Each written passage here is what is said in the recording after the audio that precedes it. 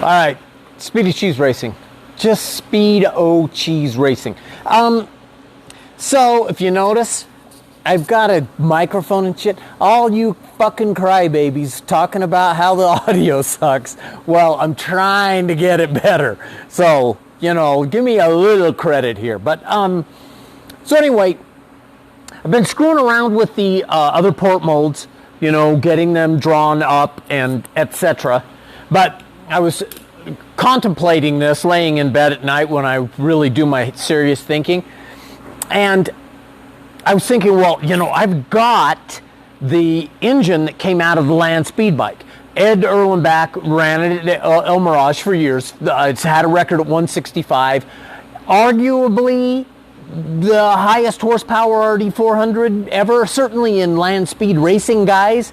So anyway, the cylinders, which are on the other side, I'll show you later, but you know, they're engraved, you know, ported by Tom Turner. The pipe's the same way. I'm not really sure, you know, because I know Ed and Tom were good friends. I'm not sure how much, you know, overlap there was, but certainly these are very efficient and they work really well, make good power.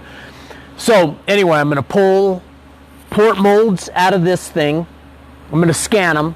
I'm going to lay them over the roughly stockish ports that were in my road race bike and see what I can see. The other thing is I bought an Akuma 5-axis mill. So porting is going to get cool, right? Man, can you think all, you know, I've ported these cylinders on 3-axis, but never 5-axis. So yeah, this is going to be good.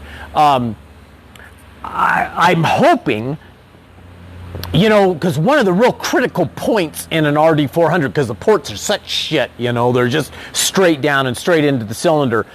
If I can get a little teeny ball end mill down there and work out that transition down there, which I think is probably really critical, oh man, this is going to be some sweetness. So, and certainly the exhaust port, intake and exhaust port, that will be really easy because there's, you know, it's wide open, so I can get a tool down there really well. So I won't have that machine for, you know, maybe next, it's probably going to be 2 weeks before I get it, and then I got to figure out how to program it. 4-axis I have, 5-axis adds a whole new level of complexity, so I got to figure all that out.